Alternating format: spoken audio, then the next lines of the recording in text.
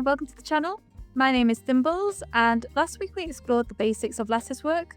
This week we're going to build on those and look at some lattice work variations. This video is going to be more of a chit-chat than a tutorial. We'll be looking at varying the initial lattice stitch itself, combining lattice stitch with different stitches, and I'll be jumping in with some thoughts and pieces of advice as we go. By the end of the video, I'm hoping you'll be excited and inspired to design and stitch your very own lattice work variations. Starting off with setting up the hoop, something I didn't touch on much last week. The first thing to know is that I've tried to align the pattern grid lines with the weave of the fabric. This will help you stitch evenly spaced straight stitches as your grid. But for this to work, you need to avoid overstretching or distorting your fabric when setting up your hoop. When you're tightening your fabric in the hoop, I'd recommend stopping here and there, looking closely at the front of the fabric and checking that the weave of the fabric remains even and straight. Theoretically, this means you don't need to draw out a grid. You could just eyeball it and rely on the weave of the fabric for straight stitches. However, overstretching your fabric is really easily done. It's something I personally struggle with, so adding the grid gives some additional guidance when stitching.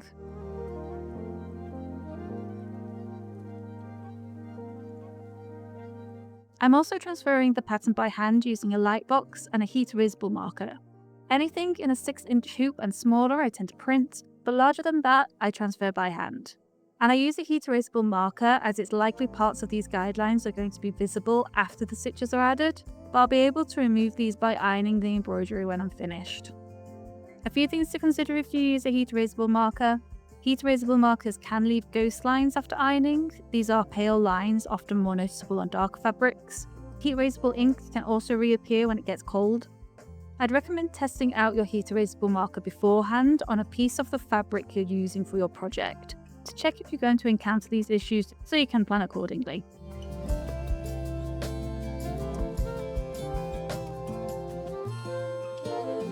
To quickly recap, lattice work is a fill stitch composed of a series of long straight stitches arranged to create a grid and then held in place by couching. Here you can see me starting to stitch the grid. The guidelines I've drawn out are the same ones I used last week, so you'll be seeing how the same grid pattern can be used in a multitude of very different designs.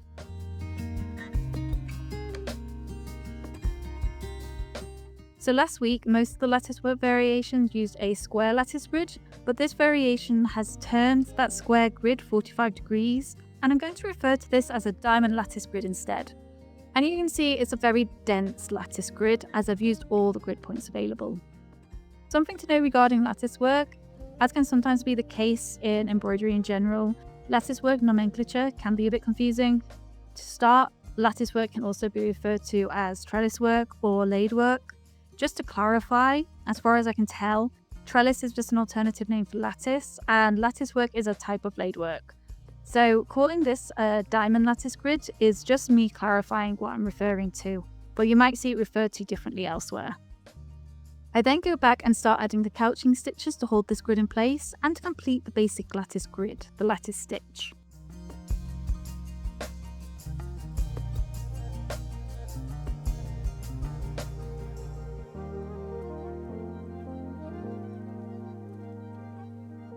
To add a bit more to this variation, I'm going back and adding some metallic French knots. As it's a very dense grid, leaving relatively small cells to fill, I've decided to fill the grid lines in an alternating manner. It will create a nice filled design without being too busy. So last week I used embroidery wool, also known as crewel wool, but this week I'm using DMC's 6-stranded embroidery floss, and I'm also using metallic threads, so I can compare and contrast what they like to work with. In this instance, I'll know I find embroidering French knots using metallic thread a bit trickier than when using DMC threads or wool. When you're creating a French knot, you sort of feel the thread catch, meaning the knot has formed, and that's when you let go of the working thread and you pull it all the way through the knot and you form the finished French knot. Metallic threads are quite rough and don't catch in the same way. I often end up with quite loose French knots when using metallic threads because that rough thread fools me into thinking the thread has caught and formed a knot. I try and combat this by keeping the metallic thread in my left hand, the working thread, wrapped really tightly around the needle for as long as I can. So that's just something to be aware of, that different thread types can feel different when completing different stitches. They can act differently to what you'd otherwise expect. So now on to the next variation.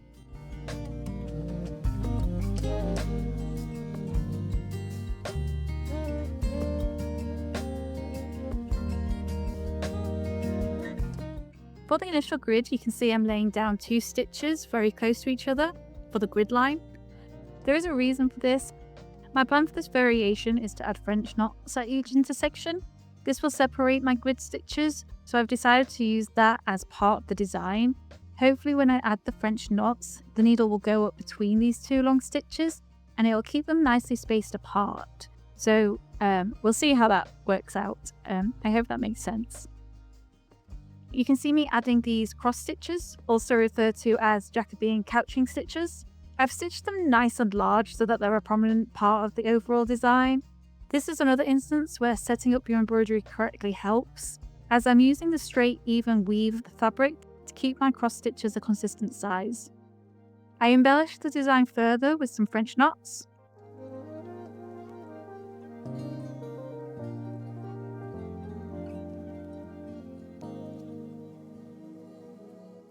And at the end, I add those French knots over the Jacobean couching stitches, trying to be mindful of the lattice stitches beneath.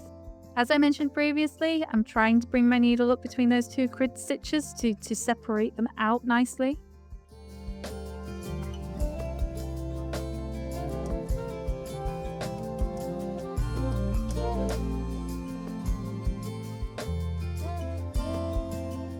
You can see from these close-ups how those 2 stitches of metallic thread have turned out.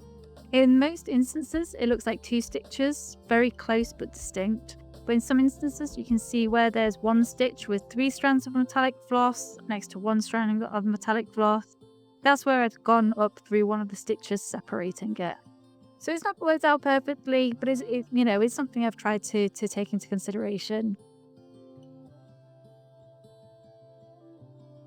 So this third variation is going to focus more on adding lazy daisy stitches.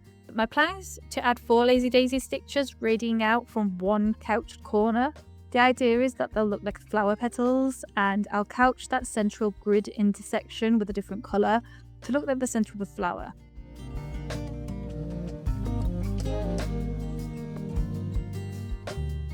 Funnily enough, I'm embroidering these lazy daisies the wrong way round, so the more curved top of the flower petal is in the centre of the flower. I didn't even realise this until reviewing the video footage. I think I just got lost in the momentum. I find lazy daisy stitches a very therapeutic stitch to complete. They're a bit like French knots in that I think they're very, very unique textured stitch, which very quickly creates a lovely effect, the effect of these petals.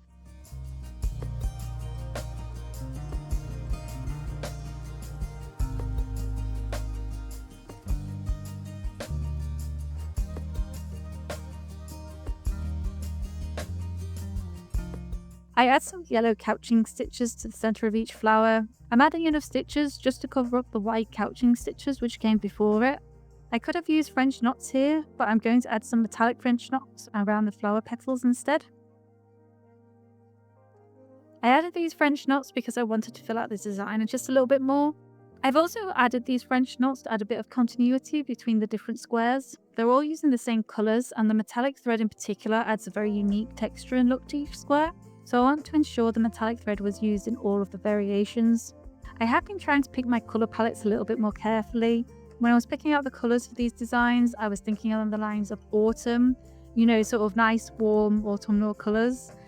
In the end, I actually don't think these colours are that autumnal, but I do get a Christmassy vibe from them. I think especially with the metallic threads. Either way, I do quite like this colour palette overall. I'm pretty happy with the way that the piece as a whole turns out. But over the time, I'm really hoping to improve the colour palettes I pick for my work. Okay, so onto the fourth variation. I'm starting this design with our basic square lattice stitch again. I think this is super pretty with metallic thread grid and white couching stitches. While the previous design added a single lazy daisy stitch to each cell, this one adds 4 lazy daisy stitches around a central French knot to create a little flower in each alternating grid cell. This was a bit trickier. Since I'm now working in such a small space, a larger lattice would have worked better for this design, I think. Also, I found this design really highlighted any inconsistently spaced grid lines. So here you can see that the flower of stitch on the third line looks quite tall and thin, whereas the flower I'm stitching on the fourth line looks more squished down and wider. It is something to consider when setting up your initial grid, just how accurate does it need to be. The first design with French knots, I think it's alright if it's a little bit inaccurate, but this design really highlights any inconsistencies in grid cell size. But a good thing to note here, I have learnt my lesson regarding which way around to stitch my lazy daisy stitches. Like I said, I didn't even realise I did it, but I think it just clicked a bit more naturally here that they needed to be the other way around. Okay, so to finish this design, I'm adding some straight diagonal lines, which I couch with some tiny couching stitches at the end. I remember debating whether I wanted one set of diagonal lines or two, with the second going the other way, but in the end I settled for one. I felt this design was getting a little bit messy, a little busy. I also didn't like these added diagonal lines in the end. I think the red stands out too much. When I couch them, they're clearly not straight, and I think the whole design just looks a little bit rushed and a little bit messy, so clearly not one of my favourites. So this upcoming design, Design 5, is actually I think my favourite out of all these variations. It was inspired by an illuminated text I saw, which featured 8 pointed stars and a lattice grid, so that's what I'm aiming for here. When researching and designing your lattice work patterns, I do recommend checking out illuminated texts, as they sometimes feature lattice-like designs, but a more relevant source of inspiration would be crewel work.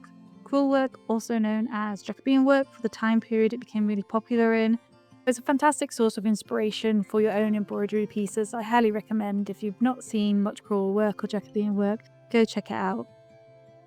So as you can see, this design started with a relatively open diamond lattice. Rather than using every grid guide point as I did in the first design, this one uses every other grid guide point, and it creates a much more open grid with more room in each cell. I add a French knot to the centre of each cell.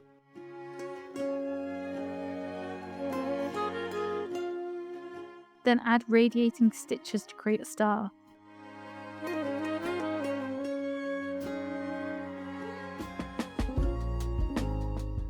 I guess this is an Algerian eye stitch with a French knot in the middle. When I was practicing this variation, I tried using 4 longer stitches to create the star, and then added a French knot in the centre.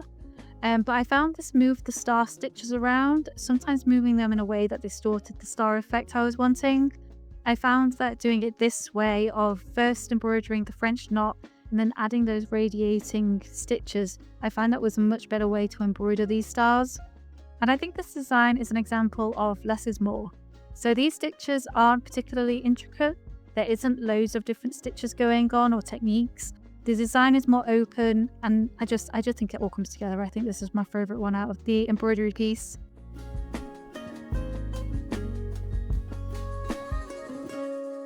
On square 6, this stitch has a name. This is called Griffin Stitch, which I think is just a fantastic name for a stitch. I think that's really fun.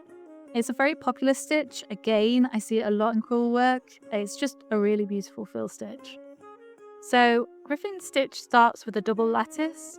That is, 2 grids are embroidered, one on top of the other, with the top grid rotated 45 degrees. Once both lattices are stitched, you can go back and add couching stitches at the intersections of the top lattice. Now, you can see I'm using the metallic thread for my couching stitches.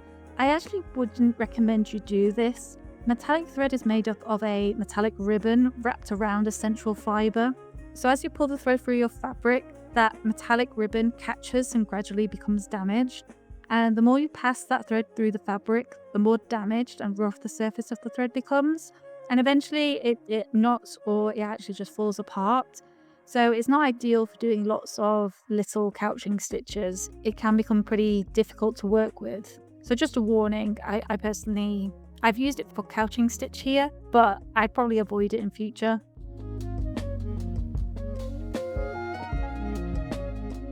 So once the double lattice is complete, you then add an interlaced circle where the bottom square lattice and the top diamond lattice cross each other. I haven't done this at every point, but rather alternating points. This is a lovely but intricate stitch, and I was struggling with my small lattice framework to add an interlaced circle at every point.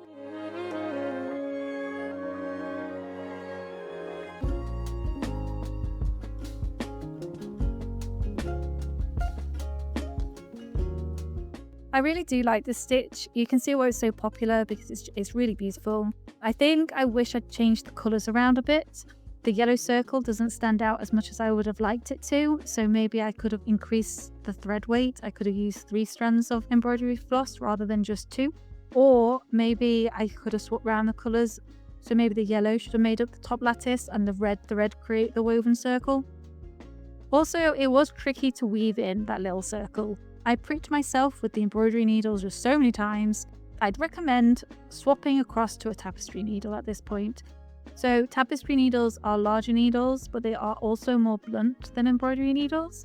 They're basically designed for pushing apart fibres, whereas the embroidery needles are designed for piercing through thick stitches and fabrics.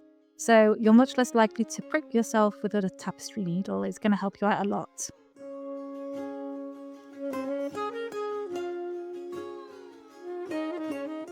But there you have a version of Griffin stitch, a wonderful intricate fill stitch.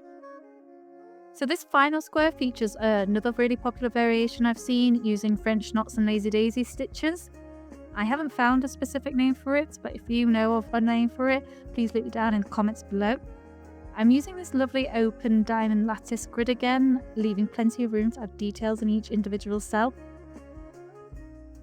I then add a French knot at the bottom of each cell.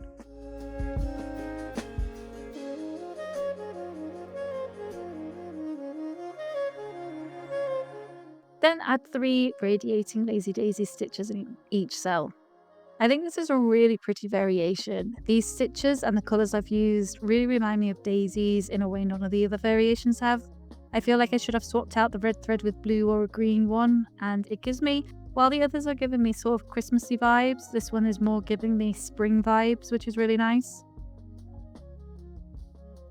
I've seen some different variations of this. So for example, I've seen people place the French knot at the top of the diamond, but arrange the lazy daisy stitches in the same way. The French knot then looks like a flower, and the lazy daisy stitches form the stem and the leaves. So imagine the French knot is then pink, and the lazy daisy stitches are green, and you've got yourself like a little flower. It's just a really small change, but it gives a very different look very quickly. I embellished the design further with some French knots.